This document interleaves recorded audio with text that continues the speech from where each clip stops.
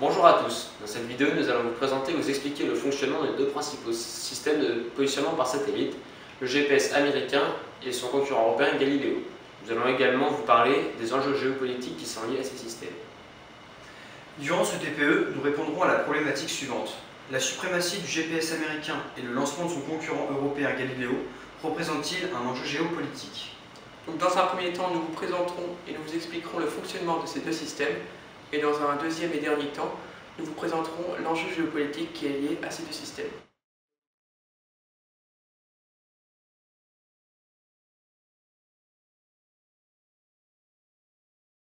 Le GPS a été développé à la fin des années 60 pour l'US Navy, qui avait besoin d'un système de localisation pour ses missiles balistiques. Le premier système a été testé avec succès en 1960. Il utilisait alors une flotte de seulement 5 satellites.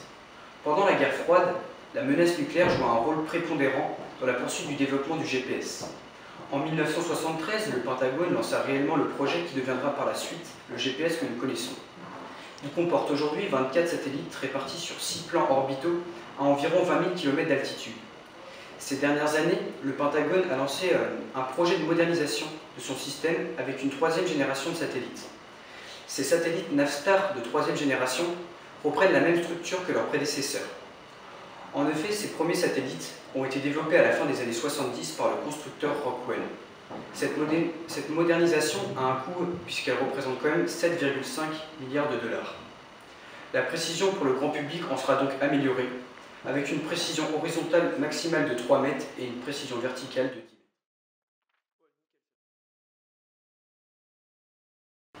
Galileo est le système de navigation lancé par l'Union européenne et l'Agence spatiale européenne ESA en juin 1999. Ce système mondial assurait une complémentarité avec le GPS américain pour les années à venir. Galileo est destiné à garantir l'indépendance de l'Europe vis-à-vis du GPS américain. Ce projet Galileo repose sur une constellation de 30 satellites sur 3 plans orbitaux qui seront placés en orbite à environ 23 000 km d'altitude. Ce programme permettra en outre aux utilisateurs d'avoir des renseignements en matière de radionavigation et de positionnement. Ce système permettra en outre de diffuser différents signaux de localisation sur l'ensemble du globe, d'une précision pouvant être inférieure à 1 mètre. Le système Galileo sera sous un contrôle strictement civil, contrairement aux autres systèmes qui sont sous un contrôle militaire. Le coût de lancement de ce système Galileo représente environ 3 à 3,5 milliards d'euros.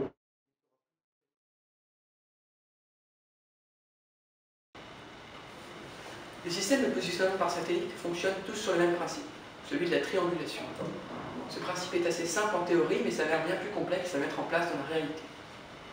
En théorie, dans un espace en 2 dimensions, ce principe nécessite 3 satellites, disposés de façon triangulaire. Chaque satellite mesure la distance qui le sépare du récepteur, et une fois toutes ces mesures effectuées, on connaît la position du récepteur. En pratique, cela s'avère bien plus complexe, car pour obtenir une mesure précise en 3 dimensions de la position du récepteur, ainsi que pour connaître sa vitesse de déplacement, le système va avoir recours à un 4e satellite. Nous verrons pourquoi par la suite. La mesure de la distance entre chaque satellite et le récepteur est donc l'élément fondamental de la triangulation. Pour calculer cette distance, le système GPS utilise la formule distance est égale à vitesse fois temps. On connaît la vitesse de l'onde porteuse qui, dans l'espace, est égale à celle de la lumière, soit 300 000 km/s. On connaît également la position des satellites en temps réel grâce à des bases terrestres. La seule valeur manquante est celle du temps et elle doit être extrêmement précise car c'est elle seule qui détermine la position du récepteur. Le principe pour mesurer cette valeur est assez simple. Le satellite et le récepteur émettent au même moment une trame pseudo-aléatoire. Une fois que cette trame est reçue par le récepteur, celui-ci peut la décaler dans le temps de façon à la faire coïncider avec celle qu'il a générée. On obtient alors delta t. Grâce à cela, on connaît donc la distance qui sépare le satellite du récepteur. Pour obtenir une valeur précise, les satellites sont équipés d'horloges atomiques au césium qui permettent une précision de l'ordre de 100 attosecondes, soit 10 puissance moins 13 secondes. Malheureusement, les récepteurs sont beaucoup moins précis. Il est donc impossible d'éviter les erreurs de mesure.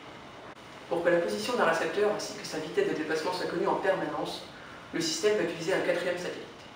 Ainsi, le récepteur doit toujours être visible par au moins 4 satellites.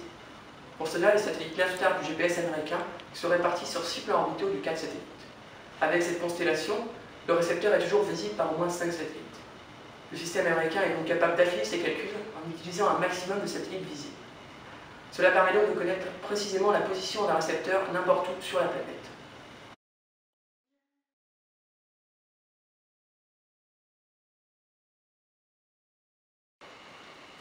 Les systèmes de positionnement par satellite représentent également un important enjeu géopolitique. Ainsi, le GPS est un vecteur de puissance inestimable pour les USA. Le monopole mondial du GPS, qui représente 95% du marché mondial, lui confère une grande importance. En effet, le GPS est devenu un système incontournable dont nous sommes tous plus ou moins dépendants. Ses utilisations les plus célèbres sont la navigation et le guidage, utilisés dans les voitures, par les agriculteurs, dans l'aviation civile, ainsi que par toutes les armées. En revanche, on sait moins que le GPS a une fonction temporelle qui lui donne une grande importance. Ainsi, chaque satellite GPS est équipé de plusieurs horloges atomiques qui, en utilisant des atomes de césium, donnent des mesures temporelles extrêmement précises. Ces données sont transmises avec le signal et décodées par le récepteur qui se synchronise avec le signal. Ces capacités temporelles sont utilisées par les opérateurs téléphoniques afin de synchroniser entre eux les réseaux GSM, mais leur principale utilisation est le datage et le traçage de toutes les données financières. Cette capacité est utilisée par toutes les entreprises, les grandes banques ainsi que par les marchés financiers. Cependant, le monopole du GPS représente un certain danger pour la souveraineté des pays utilisateurs. En effet, ce système est toujours intégralement contrôlé par le département de la défense américain, ce qui donne aux États-Unis la possibilité de menacer tel ou tel État de coupure du signal. En effet, le signal peut être coupé sur des zones extrêmement précises. Cette technique a déjà été utilisée 2 fois par l'armée américaine, la première fois pendant la guerre du Golfe en 1991 et la deuxième en Irak en 2003. Une dégradation de ce genre réduirait fortement la pression du signal qui reviendrait à son niveau d'avant 2000, date à laquelle la dégradation systématique du signal a été supprimée. La réduction du signal perturberait fortement le guidage automobile, la navigation maritime, l'aviation civile, les bourses et les services publics. Mais surtout, tous les systèmes de défense militaire sont dépendants du GPS. Une dégradation du signal désorganise donc totalement l'armée adverse. Le GPS est donc un moyen de pression en temps de paix et une formidable arme de désorganisation en temps de guerre. À ses débuts, le projet Galileo rencontra une forte hostilité de la part des États-Unis. Ceux-ci lancèrent alors une violente campagne de dénigrement. Celle-ci fut si violente qu'en 2002, Gilles Gantelet, alors porte-parole de la Commission européenne chargée des transports, déclara « Galileo est pratiquement mort ». Peu après, Paul Wolfowitz, alors secrétaire adjoint à la Défense, appela l'Union européenne à reconsidérer la création de Galileo, et ce, dans le prétendu intérêt de l'OTAN. Ce prétexte grossier ne marcha qu'un temps, l'Union européenne se rendant bien compte qu'il s'agissait en fait de défendre les intérêts propres des Américains. L'Union européenne valida alors le projet sans tenir compte des États-Unis. Le Pentagone essaya toutefois d'imposer ses composants à l'intérieur des satellites Galileo. L'Union européenne refusa une nouvelle fois, soucieuse de conserver sa souveraineté technologique. Le Pentagone lança alors une intense campagne de lobbying visant à démontrer que les signaux des satellites Galileo provoqueraient des interférences avec ceux du satellite GPS. Ces arguments se révélèrent infondés, mais soucieuse d'avoir le feu vert de Washington, l'Union européenne entama les négociations.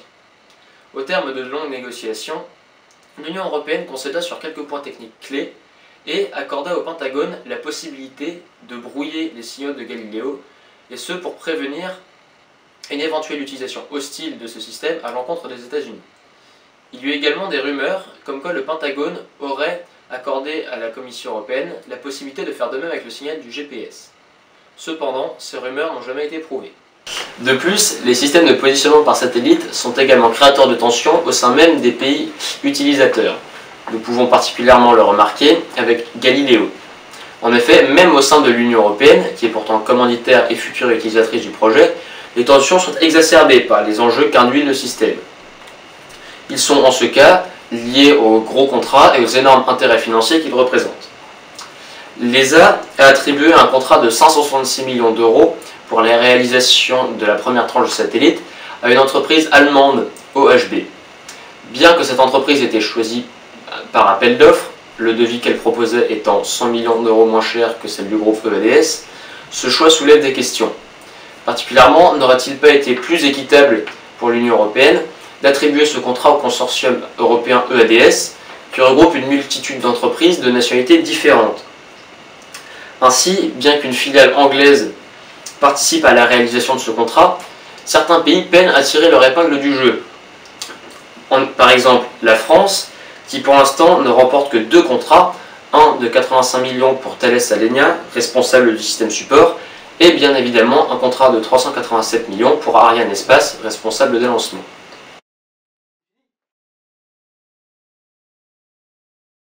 Cependant, malgré son importance et son poids géopolitique, le GPS est loin d'être invulnérable. La première cause est le piratage. Pour preuve, en décembre 2011, les Iraniens ont réussi à pirater un drone américain RQ-170 et à le poser en Iran, simplement en piratant son GPS. La technique utilisée n'est pas certaine, mais il semblerait que ce soit une technique bien connue appelée le spoofing.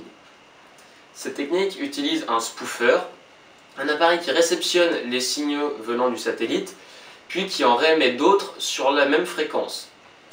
Les signaux pirates étant plus proches, ils seront plus puissants et seront donc captés par la cible comme des signaux authentiques, ce qui conduira invariablement à une erreur de localisation. Le deuxième danger pour le GPS est la concurrence. En effet, depuis 2010, la flotte Navstar américaine du GPS n'est plus la seule flotte opérationnelle. En effet, l'ancienne flotte soviétique GLONASS, tombée en obsolescence dans les années 2000 après la chute de l'URSS, a été remise en service en 2010. Ces 24 satellites couvrent maintenant l'intégralité du globe. Cependant, malgré un budget de réhabilitation de plus de 4 milliards de dollars, ils ne posent pas une vraie concurrence au GPS en dehors de la Russie. On peut également citer le système chinois Beidou, en construction depuis 2000. Il est actuellement opérationnel en Chine avec une flotte de 20 satellites et un système mondial est également prévu. L'exemple du GPS nous a montré que ces systèmes sont d'énormes avantages stratégiques. L'exemple de Galileo nous a également montré que ces systèmes exacerbent les tensions entre alliés et au sein des communautés d'utilisateurs. Tous ces exemples nous confirment donc que ces systèmes de positionnement par satellite sont devenus un enjeu géopolitique majeur pour toutes les grandes puissances.